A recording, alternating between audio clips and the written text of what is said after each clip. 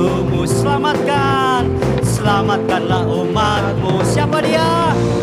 Allah dahsyat di tempat kudusnya. Sekali lagi, haleluya.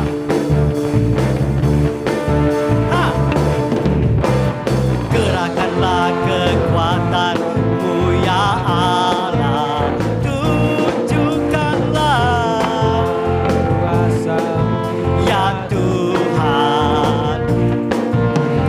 Gerakkanlah musuhmu, selamatkanlah. Selamatkanlah umatmu. Allah dahsyat di tempat kudusnya. Allah bangkit, Allah bangkit. Bersoraklah, hey, Allah bangkit. Bernyanyilah, musuh dikalahkan, musuh dikalahkan. Umatnya dibebaskan. Allah dahsyat di tempat kudusnya. Selamat pagi, kasih karunia Tuhan kita rasakan sepanjang minggu. Sehingga kalau sampai saat ini kita ada sebagaimana ada, ini sungguh kemurahan Tuhan. Amin saudara. Saudara diberkati Tuhan hari ini. Haleluya.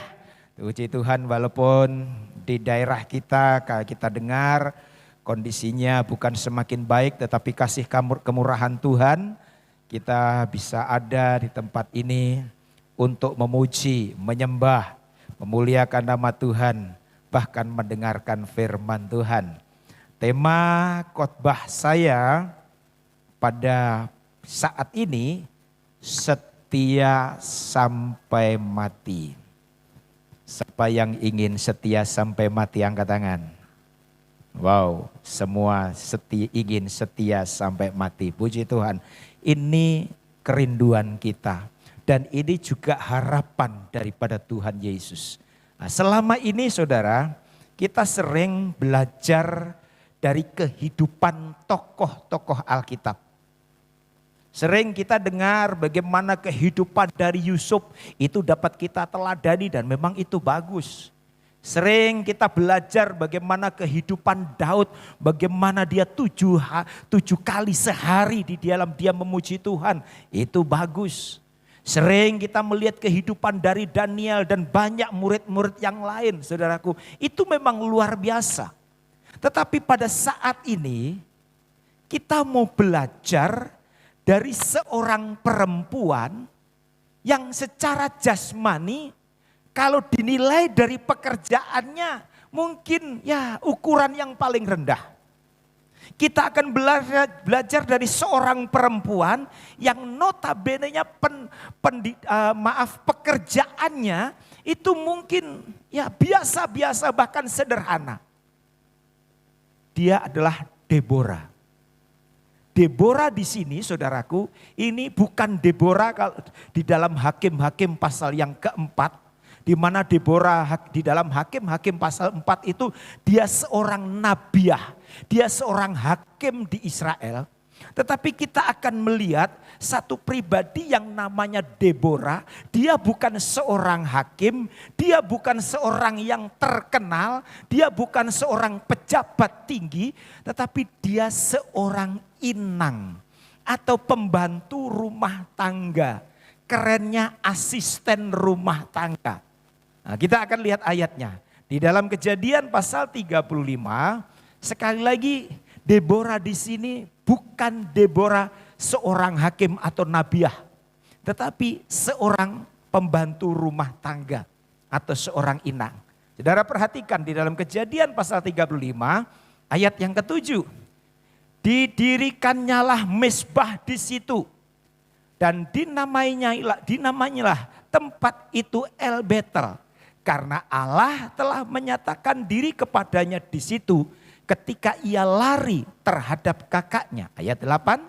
Ketika Deborah inang pengasuh Ribkah mati, dikuburkanlah ia di sebelah hilir Betel di bawah pohon besar yang dinamai orang pohon besar penangisan. Ayat 9. Setelah Yakub datang dari Padan Aram maka Allah menampakkan diri pula kepadanya dan memberkati dia. Nah, dari 3 ayat ini saudaraku, kalau saudara melihat kembali ayat yang ke-7, itu berbeda ceritanya dengan ayat yang ke-8. Sepertinya ayat yang ke-8, yaitu kematian daripada Deborah, inang daripada Yakub, itu tidak ada hubungannya dengan ayat yang ke-7 maupun yang ke-9. Sepertinya ayat ini hanya disisipkan saja. Tidak ada hubungannya. Saudara perhatikan baik-baik ayat yang ke-7 dan ayat yang ke-9. Ayat yang ke-7 tadi mengisahkan Yakub mendirikan mezbah. Sedangkan ayat yang ke-9 menceritakan Allah menampakkan diri kepada Yakub dan memberkati Yakub. Jadi ayat 8 ini sepertinya tidak ada hubungannya antara ayat 7 sampai 9. Saya katakan sepertinya hanya disisipkan saja. Tetapi saudara perlu tahu, kalau sampai Alkitab mencatat, itu bukan satu kebetulan. Amin saudara. Kalau kisah ini dicatat di dalam Alkitab, saya percaya ini bukan satu kebetulan. Ada maksud Tuhan, ada rencana Tuhan, ada pelajaran yang bisa kita ambil dari kisah ini. Itulah sebabnya di dalam Roma pasal 15 ayat yang keempat di sana mengatakan, sebab segala sesuatu yang ditulis dahulu, yang ditulis di dalam perjanjian lama. Ini termasuk perjanjian lama di dalam kitab Kejadian. Yang ditulis dahulu telah ditulis untuk apa? Menjadi pelajaran bagi kita. Dengan kata lain, kisah daripada Deborah ini juga bisa kita jadikan pelajaran bagi saudara dan saya yang hidup di akhir zaman ini. Itulah sebabnya tadi saya katakan sering kita belajar dari tokoh-tokoh Alkitab yang hebat. Dari Daud, dari Yusuf, dari Daniel, dari yang lain hebat. Tetapi kita akan melihat pelajaran dari seorang pembantu rumah tangga. Apa keistimewaan daripada Deborah ini saudaraku? Apa kelebihan daripada Deborah, inang daripada Yakub? Kok sampai pembantunya Yakub ditulis mendetail, sampai kematian pun ditulis.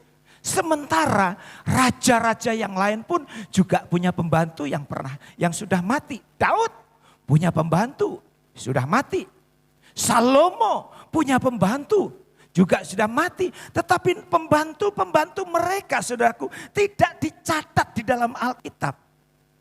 Kalau seandainya yang mati raja, wajar ditulis di dalam Alkitab. Amin saudara. Kalau seandainya yang mati itu pemimpin, hakim, nabi, itu ditulis dalam Alkitab, itu wajar saudaraku. Tetapi ini seorang pembantu. Nah, kita akan lihat apa kelebihan Deborah, pembantu ini dibandingkan dengan pembantu-pembantu yang lain. Kok sampai ditulis di dalam Alkitab? Saudara tahu, Deborah menjadi seorang inang. Deborah menjadi seorang pembantu di 3 generasi. Ini keistimewaannya. Kalau saudara membaca di dalam Kejadian pasal yang ke-24, di sini kita lihat, maka Ribkah saudara mereka itu dan inangnya yaitu pengasuhnya yaitu namanya Deborah beserta hamba Abraham dan orang-orangnya dibiarkan mereka pergi. Nah, dari sini kalau saudara membaca ayat-ayat sebelumnya, Deborah itu menjadi seorang pembantu di 3 generasi. Yang pertama yaitu Betuel, ayah daripada Ribkah. Dia ketika Betuel ini Deborah sudah menjadi pembantu. Setelah itu dia punya anak namanya Ribkah. Dia pun juga masih jadi pembantunya Ribkah. Dan sekarang Alkitab jadi katakan dia menjadi seorang pembantunya Yakub. Dari 3 generasi, saudara bisa bayangkan ini bukan kurun waktu yang pendek. Dan saya terlalu yakin tidak ada seorang pembantu yang tidak pernah dimarahi oleh majikan. Tentu sebagian besar dari saudara punya pembantu, punya karyawan. Pasti saudara pernah marah. Apalagi dalam kurun waktu 3 generasi. Kurun waktu yang lama saya terlalu yakin. Banyak saudaraku dia dimarahi oleh majikannya. Baik dari Betuel, baik dari Ribkah maupun daripada Yakub. Dan tentu dalam kurun waktu yang begitu panjang. Tidak sedikit tantangan demi tantangan yang dihadapi oleh Ribkah. Apalagi ketika Ribkah tinggal dengan Yakub. Waktu Yakub bekerja di rumah Laban selama 20 tahun. Bagaimana penderitaan Yakub selama tinggal di rumah Laban. Yakub menderita. Dan saya terlalu yakin kalau majikannya susah, kalau majikannya menderita, Ribkah pun pasti ikut susah. Belum lagi ketika Yakub dikejar-kejar oleh kakaknya yaitu Esau. Yakub menjadi pelarian dan saya terlalu yakin Deborah pun juga ikut lari ke sana ke sini, lari ke sana ke sini. Kita lihat di sini, tetapi kita lihat walaupun selama dia menjadi seorang pembantu, dia alami penderitaan, dia alami kesusahan, dia dimarahi, tetapi dia tetap setia menjadi seorang pembantu. Amin, saudara. Bisa saja ketika Yakub dikejar-kejar oleh Esau kakaknya akan dibunuh, terancam jiwanya. Bisa saja Deborah ngomong sama Yakub, Yakub, aku mau istirahat dulu. Aku mau pulang dulu. Bisa saudaraku. Tetapi kita lihat Deborah tetap setia mengikuti kemauan, keinginan daripada majikannya. Inilah yang luar biasa saudaraku. Inilah yang Tuhan inginkan. Dia mau mengikuti, dia mau menjadi pembantu daripada Yakub, pembantu daripada Ribkah, pembantu daripada Betuel. Bukan hanya saat majikannya senang, bukan hanya saat majikannya berhasil, bukan hanya saat majikannya diberkati, tetapi saat majikannya susah pun dia tetap setia menjadi seorang pembantu.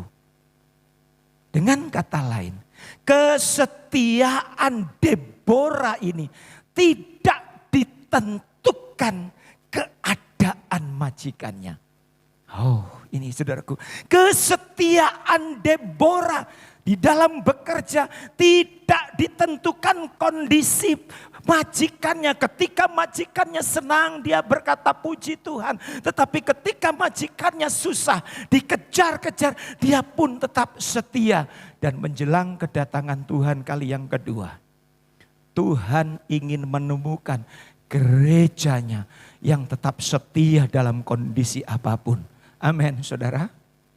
Tuhan ingin menemukan gerejanya di hari-hari ini tetap setia kepada Tuhan dalam kondisi situasi apapun.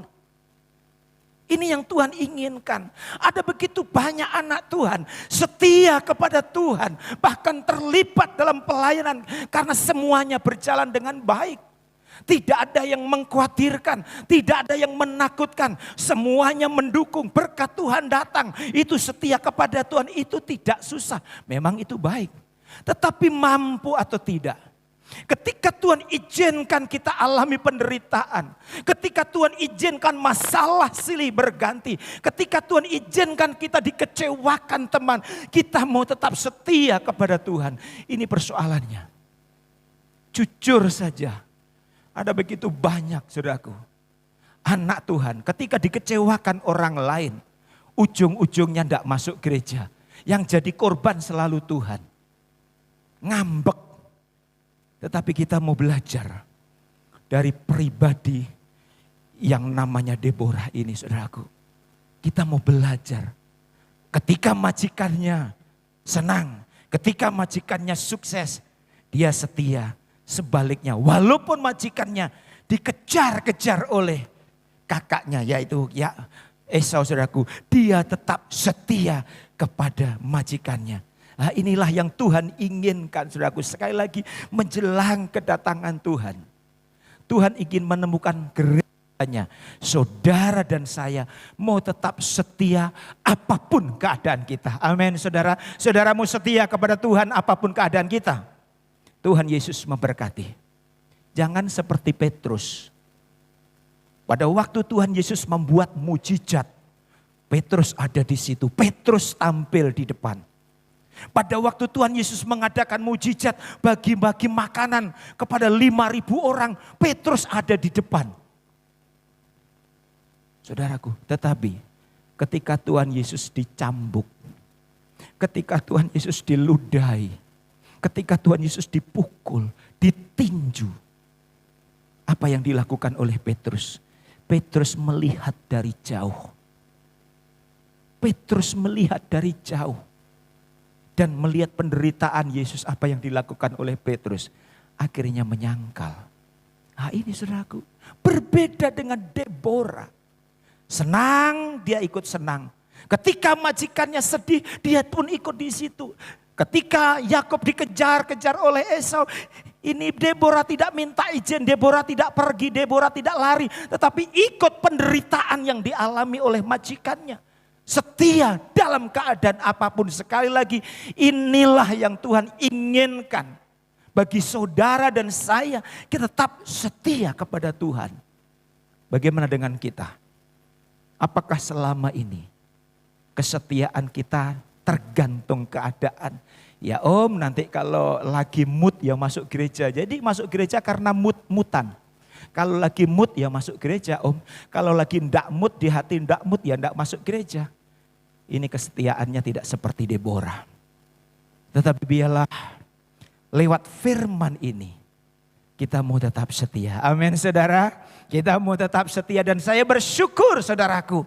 Saya bersyukur di tengah-tengah situasi seperti ini, saudara tetap setia seperti ini. Amin saudara, puji Tuhan. Dan di dalam Alkitab saudaraku, ada banyak contoh orang-orang yang sebetulnya situasinya, kondisinya tidak memungkinkan, tetapi dia tetap setia. Contohnya Rut, tentu saudara ingat. Tentu kalau kita melihat, sebaiknya kita lihat ayat ini di dalam kitab Rut. Pasal yang pertama, ayat 16. Apa kata firman? Tetapi kata Rut, janganlah desak aku meninggalkan engkau. Dan pulang dengan tidak mengikuti engkau. Sebab kemana engkau pergi, ke situ jugalah aku pergi. Dan kemana engkau bermalam, di situ jugalah aku bermalam. Bangsamulah bangsaku dan Allahmulah Allahku. Di mana engkau mati, aku pun mati di sana. Dari sanalah aku dikubur dan di sanalah aku dikuburkan. Beginilah kiranya Tuhan menghukum aku bahwa lebih daripada itu, jikalau sesuatu apapun memisahkan aku dari engkau selain daripada maut. Ini satu pengakuan yang begitu luar biasa. Kita tahu saudaraku, ini Rut ini menantu daripada Naomi. Rut senang kumpul ngikuti kemauan Naomi bukan hanya saat suaminya masih hidup. Ketika suami daripada Rut mati saudaraku, akhirnya Naomi mertuanya bilang, Rut kamu pulang ke bangsamu. Aku sudah tidak mungkin punya anak laki-laki lagi. Sebaiknya kamu pulang. Dari kamu masih muda Rut, kamu bisa cari laki-laki lain. Kamu bisa menikah lagi. Sebaiknya kamu pulang ke bangsamu. Tetapi apa kata Rut saudaraku? Pengakuan yang sudah kita baca, tidak mertuaku, tidak. Aku mau tetap ikut engkau. Aku mau ikut engkau bukan hanya saat engkau senang. Aku mau mengikut Engkau bukan hanya saat suamiku masih hidup. Aku mau mengikut Engkau dimanapun Engkau berada. Allahmu Allahku. Di mana Engkau bermalam di situ, aku bermalam di situ. Dan tidak ada sesuatu yang dapat memisahkan aku dan Engkau selain kematian. Wow, saudaraku, bisakah kita punya komitmen seperti ini? Bisakah kita sebagai anak Tuhan punya tekad seperti ini? Kapanpun, dimanapun, dalam kondisi apapun, aku mau tetap setia kepada Yesus. Amin, saudara. Inilah sekali lagi kualitas iman seperti inilah yang Tuhan inginkan di hari-hari ini. Apalagi tantangan COVID-19 semakin menjadi-jadi dan dampaknya ekonomi juga sulit.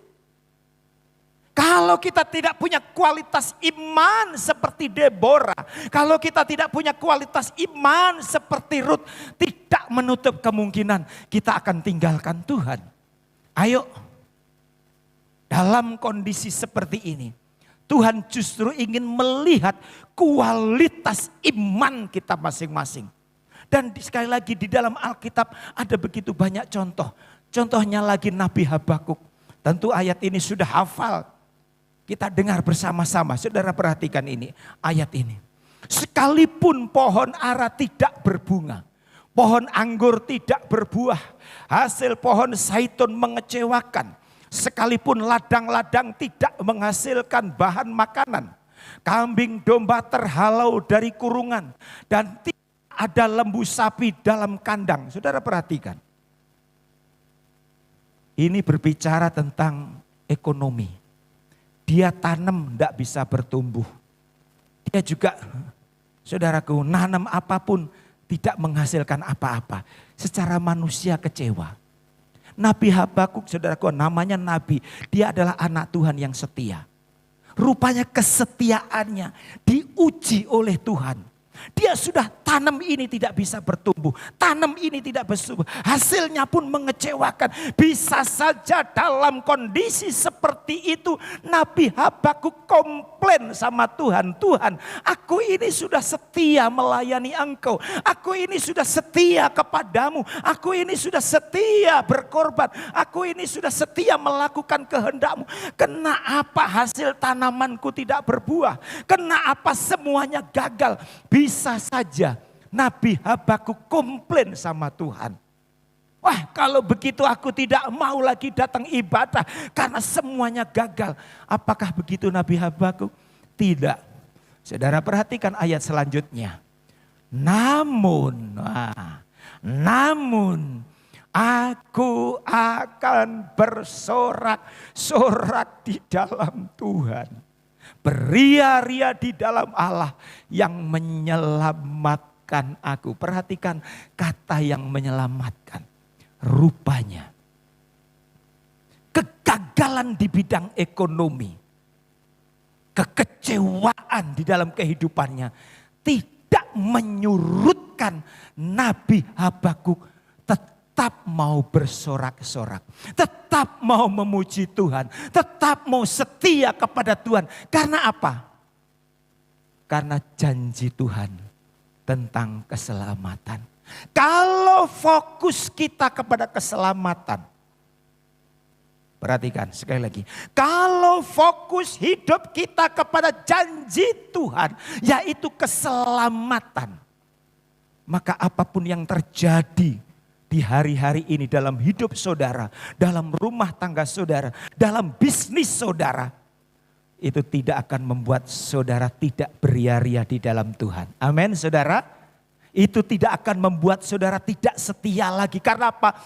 Fokus kita keselamatan, fokus kita janji Tuhan. Kalau sekali lagi pandangan kita kekekalan, pandangan kita kepada keselamatan, maka apapun yang menimpa diri kita tetap akan setia kepada Tuhan. Ayo saudaraku, ini belum apa-apa. Tantangan ini belum apa-apa. Tantangan ke depan akan semakin berat.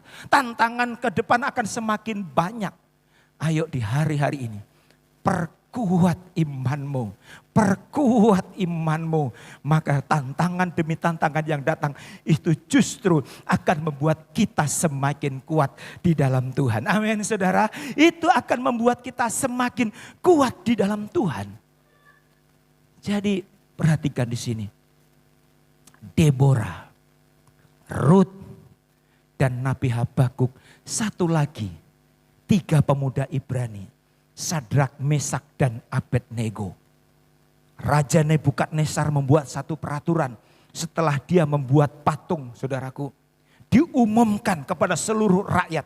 Hai rakyatku, ini patung yang aku buat.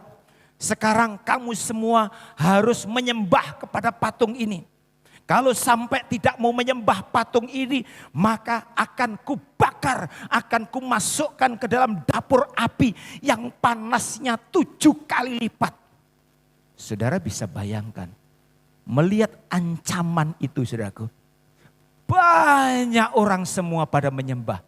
Karena apa saudaraku? Mengapa banyak orang pada menyembah? Karena yang dilihat ancaman. Yang dilihat ancaman, yang dilihat dapur api yang menyala-nyala. Sehingga untuk menyelamatkan dirinya, untuk cari aman, dia lebih baik menyembah patung. Tetapi apa yang dilakukan oleh 3 pemuda Ibrani, Sadrak, Mesak, dan Abednego. Apakah dia tidak takut dengan dapur api? Pasti takut saudaraku, pasti takut karena orang yang mengangkat mereka bertiga saudaraku. Yang mengangkat Sadrak, Mesak, dan Abednego diangkat ke dapur api. Yang mengangkat ini pun mati karena saking panasnya. Secara manusia dia takut saudaraku, secara manusia dia takut. Tetapi kenapa? Coba sebaiknya kita akan baca ayat ini. Dalam Daniel pasal 3 ayat 17. Saya tidak akan khotbah panjang hari ini saudara. Daniel pasal 3 ayat 17.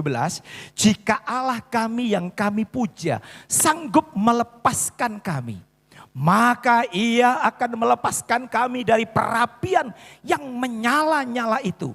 Dan dari dalam tanganmu ya Raja. Ayat 18. Tetapi seandainya tidak, artinya apa? Seandainya Tuhan tidak mau melepaskan kami. Ini artinya, tetapi seandainya tidak, hendaklah Tuanku mengetahui ya Raja, bahwa kami tidak akan memuja dewa Tuanku. Dan tidak akan menyembah patung emas yang Tuanku dirikan itu. Oh, ini satu tekad yang luar biasa saudaraku. Mengapa sampai Sadrak, Mesak, dan Abednego tidak takut dengan perapian itu saudaraku? Sementara semuanya takut sehingga dia menyembah patung itu. Karena apa? Fokus Sadrak, Mesak, dan Abednego sama dengan Nabi Habakuk, keselamatan. Fokusnya keselamatan. Sehingga walaupun diancam, dimasukkan ke dalam dapur api, dia tidak takut. Karena apa? Fokusnya keselamatan. Begitu juga dengan saudara dan saya. Kalau di dalam kehidupan kita itu fokusnya surga.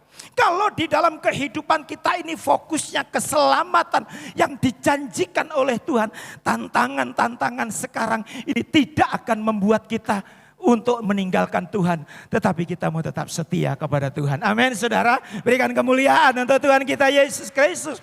Kalau fokus kita surga, kalau fokus kita keselamatan, maka kesulitan, tantangan, ancaman apapun tidak melunturkan kita untuk tetap setia seperti saat ini.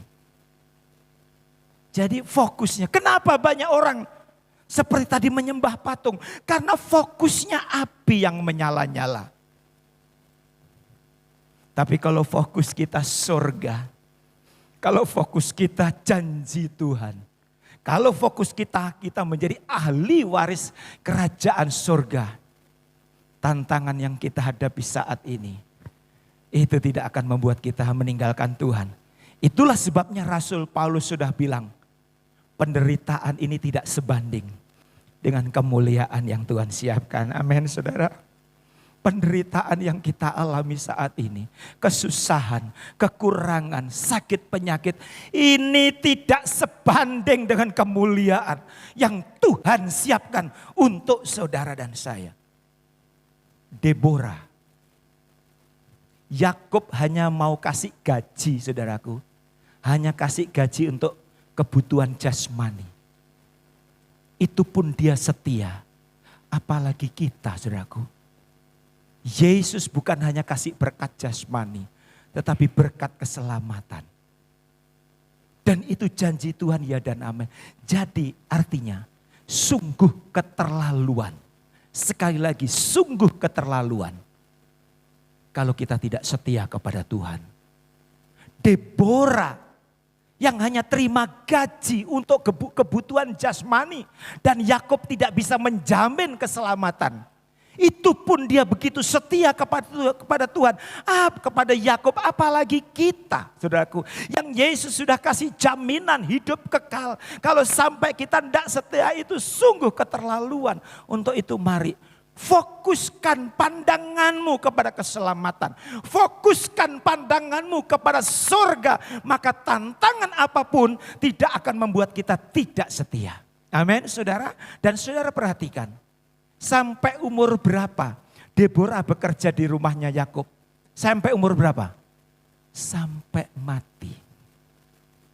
Bayangkan.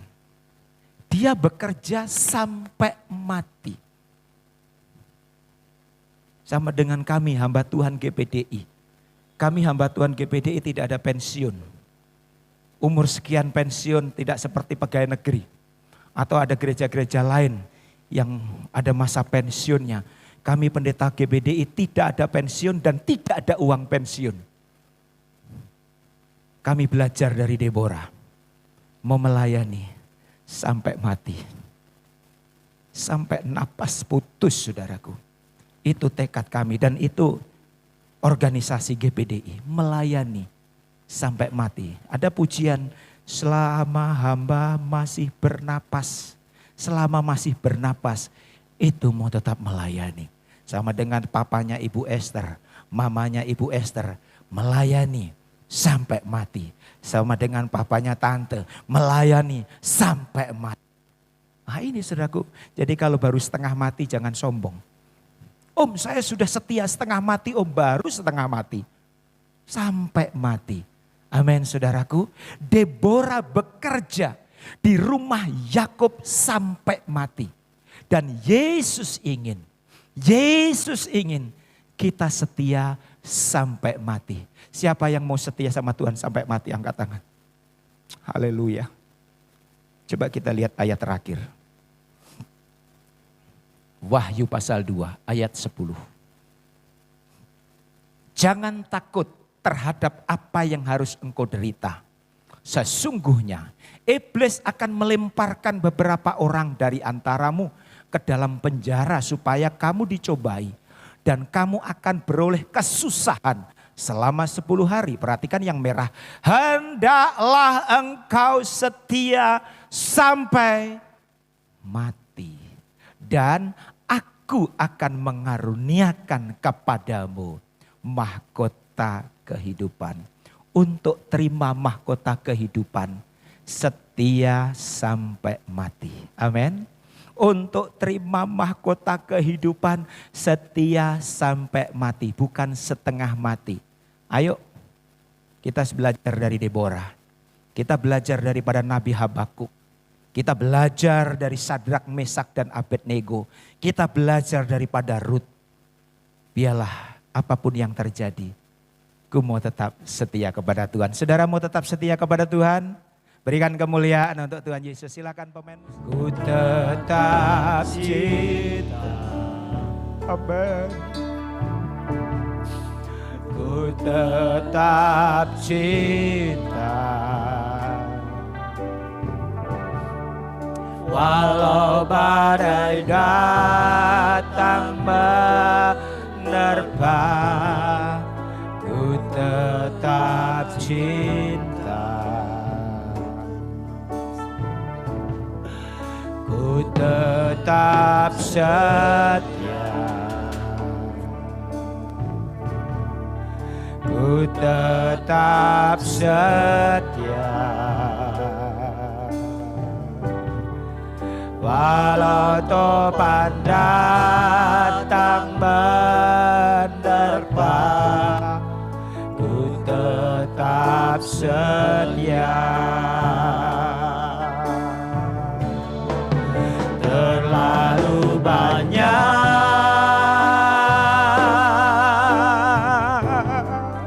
yang Tuhan telah beri,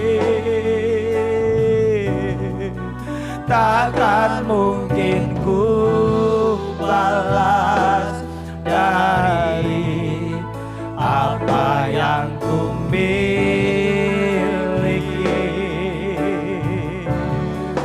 Persembahkan seluruh hidupku,